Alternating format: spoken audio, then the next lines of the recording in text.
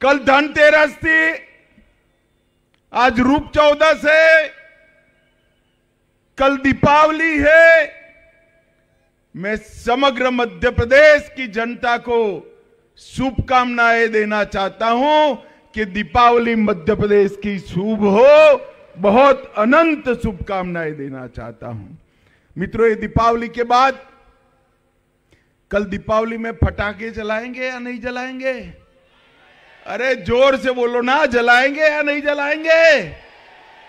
मगर इस बार मध्य प्रदेश को 3 दीपावली मनानी है। अरे ताली क्या बजा रहे हो यार? पूछो तो कैसे, पूछो कैसे? देखो, एक दीपावली कल मनानी है, मनाएंगे ना? दूसरी दीपावली 3 दिसंबर को भाजपा सरकार बने तब मनानी है, और तीसरी दीपावली 22 जनवरी को अयोध्या में रामलल्ला मंदिर में बैठे तब मनानी है। माताओं, भाइयों, बहनों, कई सालों से देश की जनता के हृदय की इच्छा थी कि अयोध्या में रामलल्ला टेंट से निकलकर भव्य मंदिर में विराजमान हो। मगर ये कांग्रेस पार्टी राम मंदिर के मुद्दे को अटका रही थी, लटका रही थी, भटका रही थी। अब मोदी जी ने इसका भूमि पूजन भी किया और प्राण प्रतिष्ठा भी 22 जनवरी को करने वाले हैं। और मैं तो आज यहां पर मनावर वालों को कहने आया हूं, भाई दर्शन करना है या नहीं करना है? अयोध्या का करना है या नहीं करना है?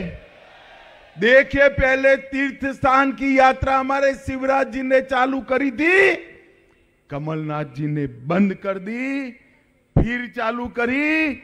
मैं आपको कहने आया हूं, कमल फूल की सरकार जब बनेगी, सभी को बारी बारी अयोध्या का दर्शन कराने का काम हमारी सरकार करेगी। ये कांग्रेस पार्टी ने हमेशा से भारतीय संस्कृति का अपमान करा है।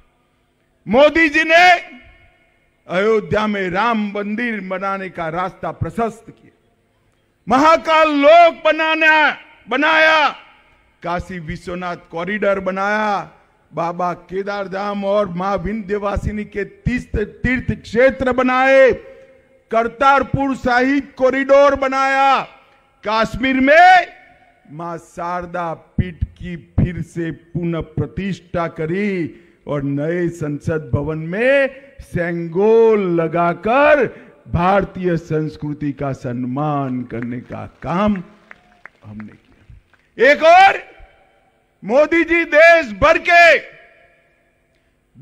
भर के सारे सांस्कृतिक स्थानों को पुनर्जीवित कर रहे हैं।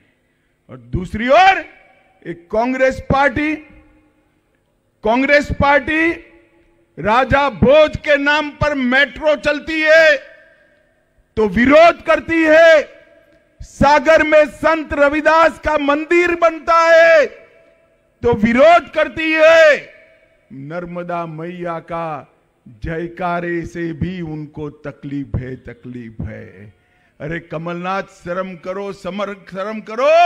ये मां नर्मदा है ना, ये सिर्फ मध्य प्रदेश नहीं, मध्य प्रदेश, महाराष्ट्र और गुजरात उसकी जीवनदायिनी मां नर्मदा है। और आपको इस पर भी आपत्ति है। माताओं, भाइयों, बहनों, मोदी जी ने इस देश को घुसपैठ से मुक्त कराने का काम किया है। मोदी जी ने इस देश को सुरक्षित करने का काम किया है। अभी एनआईए ने देश भर में रेड कर जो रोहिंग्या घुस कर आते थे, वो रोहिंग्याओं की घुसपैठ पर नकेल कसने का काम एनआईए ने किया है। माताओं, भाइयों, बहनों, मुझे बताओ, मनावर वालों, घुसपैठियों को रोकना चाहिए या नहीं रोकना चाहिए? अरे जोर से बोलो, रोकना चाहिए क्या नहीं रोकना चाहिए? ये इंडिया अलायंस वाले रोक सकते हैं क्या? ये कांग्रेस पार्टी रोक सकती है क्या? मोदी जी ने पीएफआई पर बैन लगाया, कश्मीर से धारा 370 को हटाकर कश्मीर को हमेशा के लिए भारत का कर दिया। भाइयों बहनों, मैं जब कश्मीर का बिल लेकर खड़ा हुआ, ये राहुल बाबा है ना, राहुल बाबा जानते हो ना, जानते हो ना भाई, ये राहुल बाबा कहते थे कि मत हटाओ मत हटाओ। मैंने पूछा क्यों ना हटाए भाई? तो उन्होंने कहा खून की नदियां बह जाएगी कश्मीर में। राहुल बाबा, खून की नदियां छोड़ो, कश्मीर में किसी की कंकर चलाने की हिम्मत नहीं है, कंकर चलाने की हिम्मत। ये कांग्रेस पार्टी के शासन में सोनिया मनमोहन की सरकार थी 10 साल तक। पाकिस्तान से आलिया मालिया जमालिया घुसते थे और बम धमाके कर कर चले जाते थे। नरेंद्र मोदी सरकार बनी, उरी और पुलवामा में हमला किया।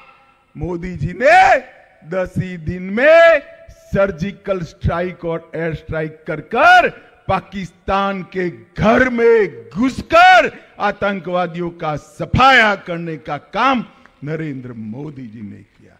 माताओं, भाइयों, बहनों, देश को सुरक्षित करना है तो नरेंद्र मोदी जी की सरकार लानी पड़ेगी देश में। यहां कमल फूल की सरकार है। ये कांग्रेस पार्टी परिवारवादी पार्टी, कमलनाथ जी को कांग्रेस ने नेता बनाया। क्या मनावर वालों वो आपके भले के लिए काम करेंगे क्या? नहीं करेंगे। उनके मन में है नकुल नाथ को मुख्यमंत्री बनाना, और सोनिया जी के मन में है राहुल गांधी को प्रधानमंत्री बनाना। जो अपने बेटे बेटियों के लिए काम करते हैं वो देश का भला कर सकते हैं क्या? जोर से बोलो, कर सकते हैं क्या? मध्य प्रदेश में 3 परिवार है। एक कमलनाथ जी का, दूसरा बंटाधार दिग्विजय जी का, और तीसरा है राहुल गांधी सोनिया गांधी का गांधी परिवार। हमारे यहां गुजरात में कहते हैं 3 तिगड़ा तो काम। देखिए, आप सभी बोलने लगे, मैं फिर से बुलाता हूं, 3 तिगड़ा, मगर यहां अलग है। आदेश गांधी परिवार का चलता है, निर्देश कमलनाथ जी का चलता है, और गलती होती है तो चाटा दिग्विजय सिंह को लगा देते हैं। ये कपड़ा फाड़ राजनीति है, वो मध्य प्रदेश का भला नहीं कर सकती।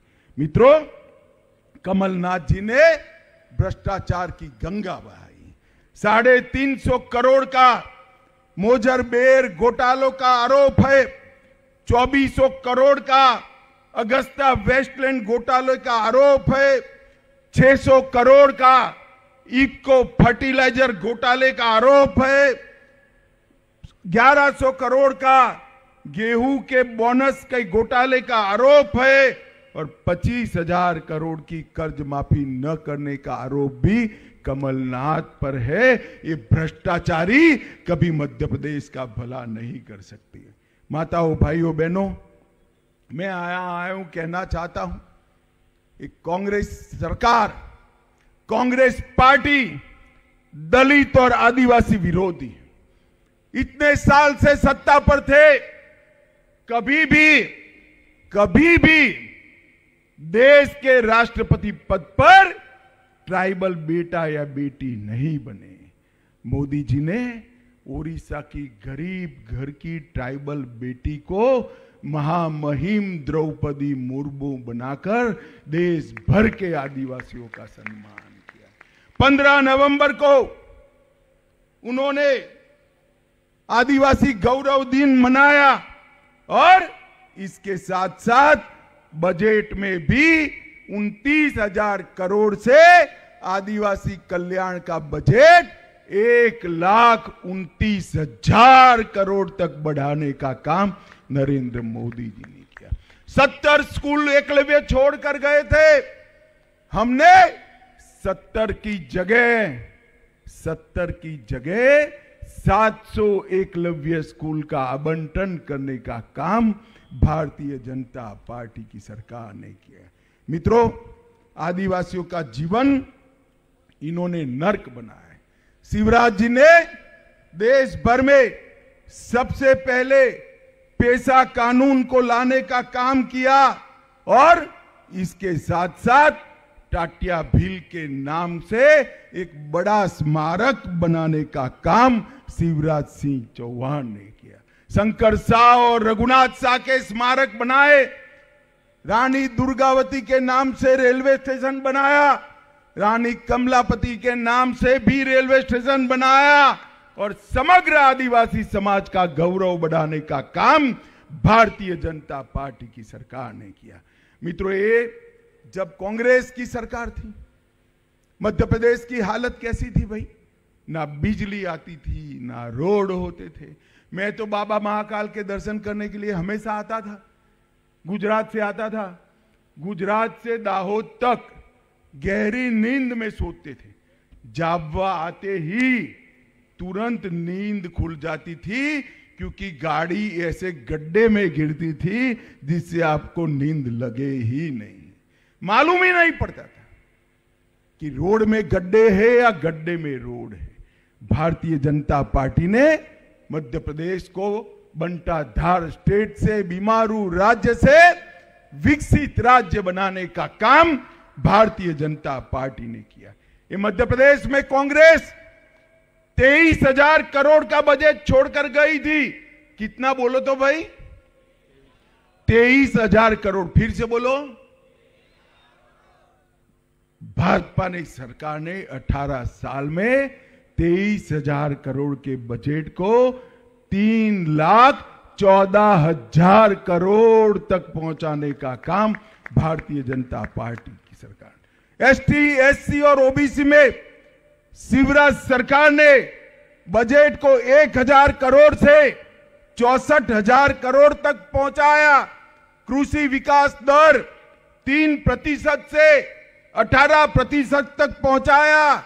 एमएसपी पर गेहूं की खरीदी सिर्फ 4 लाख मैट्रिक टन बंटाधार करते थे, शिवराज जी 4 लाख से बढ़ाकर 71 लाख मैट्रिक टन तक ले जाने का काम शिवराज जी ने किया। मेडिकल की सीटें 620 से 4,000 तक पहुंचाई और मोदी जी ने मध्य प्रदेश के लिए ये 9 साल में लाखों करोड़ रुपया भेजा है। मित्रों, 10 साल तक ये कांग्रेस पार्टी की सरकार थी। मैं कहना चाहता हूं कमलनाथ जी को, सोनिया मनमोहन सरकार का हिसाब लेकर आइए। 10 साल में आपने मध्य प्रदेश को कितना रुपया दिया? 10 साल में 2 लाख करोड़ रुपया दिया था। सिर्फ कितना दिया था भाई? अरे जोर से बोलो, कितना? मध्य प्रदेश को 10 साल में 2 लाख करोड़ दिया, ग्रांट इन एड और डिवेल्यूशन की ग्रांट में केंद्र से। और नरेंद्र मोदी जी ने 2 लाख करोड़ से बढ़ाकर 6,33,000 करोड़ रुपया मध्य प्रदेश को देने का।